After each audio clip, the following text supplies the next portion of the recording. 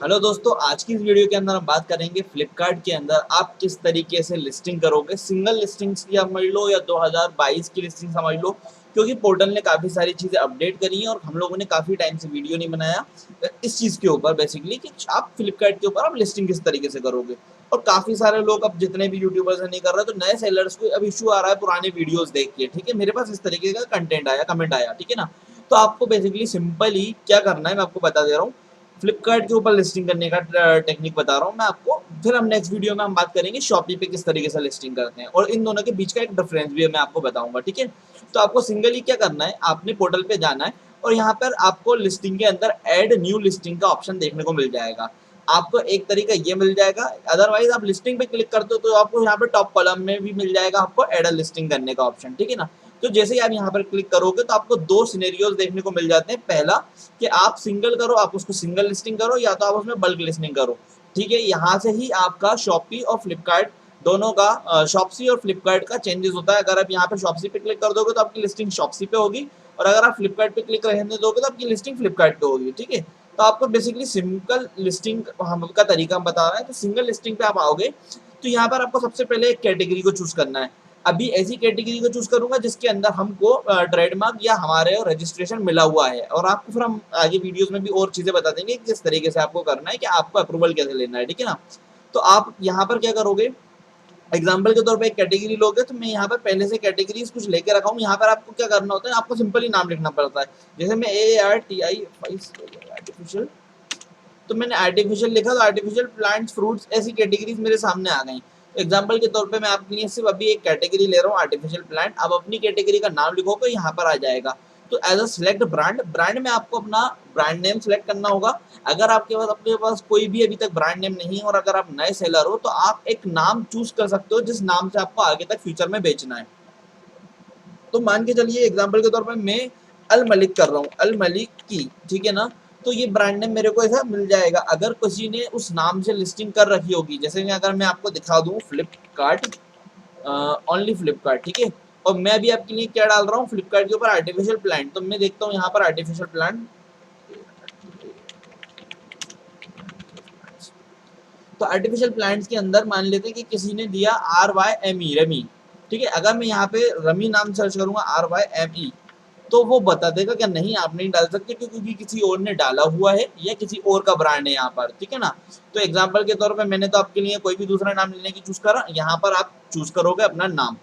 तो अब पहले के मुकाबले काफी हद तक यहाँ पर लिस्टिंग का कॉन्सेप्ट बहुत क्लियर देखने को मिल रहा है कि काफी चेंज हो चुका है। ठीक है ना। तो यहाँ पर आप स्टेप वाइज जाते हो। स्टेप नंबर 1 आपने कैटेगरी चूज करी, स्टेप नंबर 2 आपने ब्रांड चूज करा, स्टेप नंबर 3 आप अपने प्रोडक्ट की इन्फॉर्मेशन या डिटेल्स डालोगे।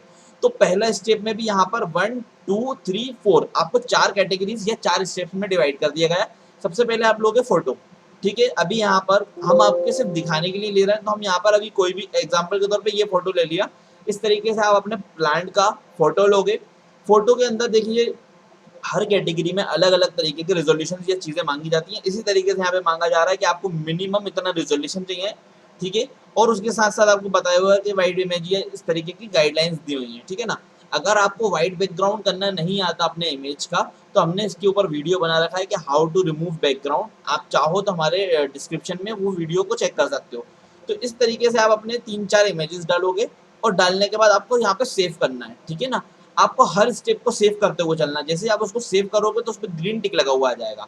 सेकंड चीज आपको आ जाएगा प्राइस स्टॉक। यहाँ पर आपको आपके प्रोडक्ट के बारे में पूछा जा रहा है, बेसिकली आपसे खरीदने के लिए कि आपके पास कितना उसका स्टॉक है, क्या उसकी प्राइस है। यहाँ पे भी बेसिकली प्रोडक्ट का इन्फॉर्मेशन नहीं पूछा जा रहा। तो जैसे ही आप ओपन करोगे तो यहाँ पर आपको सबसे पहली चीज देखने को मिलेगी, वो मिलेगी SKU।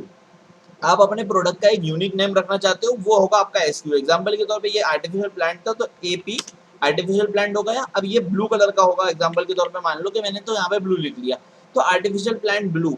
तो आप अपने कोड भी डाल सकते हो या प्लांट के नाम भी रख सकते हो, वही यहाँ पे आपका रहेगा। कोशिश करिएगा यहाँ पे छोटा नाम हो ताकि वो आपको फ्यूचर में याद रहे।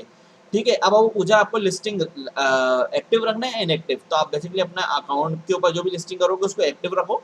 अब यहाँ पे उसकी MRP एग्जांपल के तौर पे मैंने यहाँ पे रख दिया 500 रुपए, और सेलिंग प्राइस जो प्राइस यहाँ पे कस्टमर को दिखेगा, देखो 500 रुपए में कटा हुआ है ना, तो ये एमआरपी है और इस बंदे ने ये प्राइस रखा हुआ है, तो ऐसे ही हम यहाँ पे रखेंगे 249।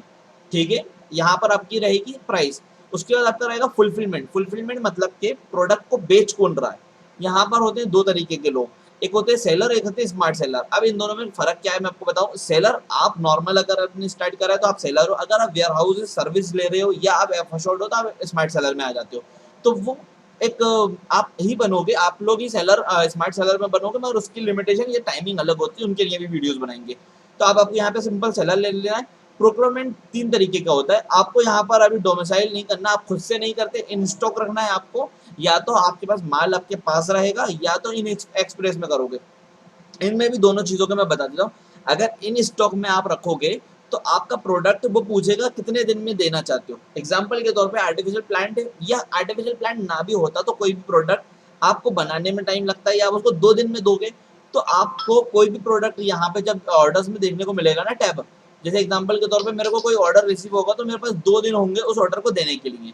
और अगर मैं इन एक्सप्रेस कर दूंगा तो मेरे को तुरंत, मतलब कि अगर आज ऑर्डर आया तो मुझे कल 10 बजे देना ही देना है एनी हाउ। तो मेरे आप देख पा रहे हो कि एसएलए वाला जो कॉलम है वो ऑटोमेटिकली हाइड हो जाता है अगर मैं एक्सप्रेस में कर देता हूँ। फिर उसके बाद मुझे रखना है स्टॉक कि मेरे पास कितना माल है, ठीक है ना। तो यहाँ पर आ गया इन्वेंट्री डिटेल्स खत्म। उसके बाद यहाँ पर आपका आएगा शिपिंग प्रोवाइडर, आप जो प्रोडक्ट बेच रहे हो उसकी शिपिंग कौन दे रहा है, ठीक है ना।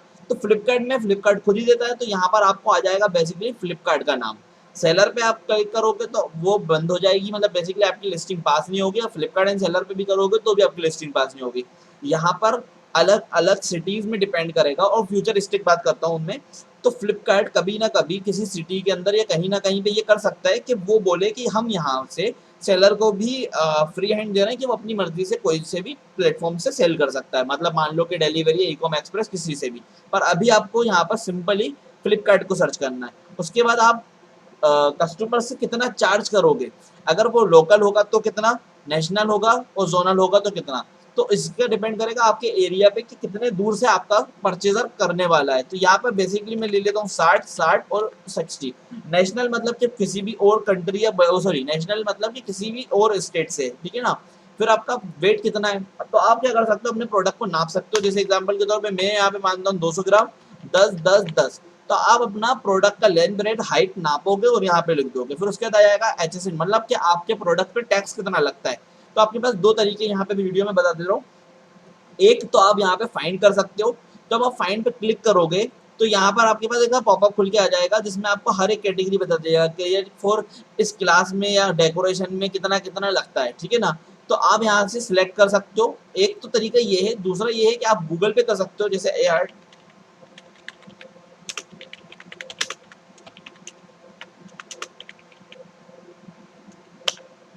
जैसे एग्जांपल के तौर पे मैंने यहाँ पे गूगल से पूछा कि भाई मेरे को बताओ क्या HSN कोड क्या लगता है, तो वो बता देगा 620। अब यहाँ पे अगर मेरे को इसका समझ में नहीं आ रहा तो मैं अपने मैनुअली भी लिख सकता हूँ 4 डिजिट कोड, ठीक है ना।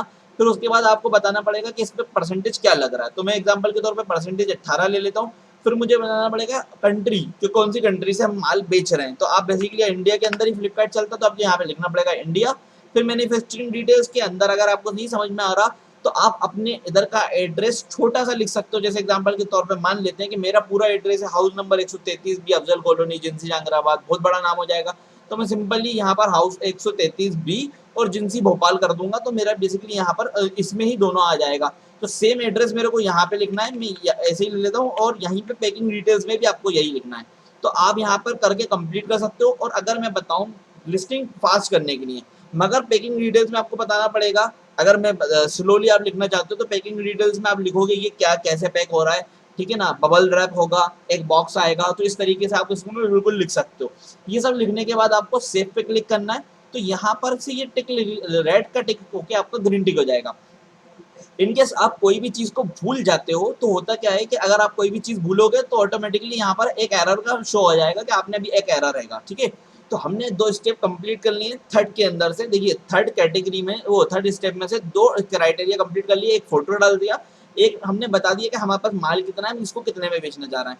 अब आई तीसरी बात कि हमको प्रोडक्ट के बारे में बताना होगा, ठीक है ना। तो हर बार ये जो आपको प्रोडक्ट डिटेल्स दिख रहा है ये हर अलग तरीके से हर अलग चीजों के साथ चेंज होता रहेगा। अगर हम मोबाइल बेचेंगे तो मोबाइल की चीजें पूछेगा, अगर हम प्लांट बेचेंगे तो प्लांट की चीजें पूछेगा।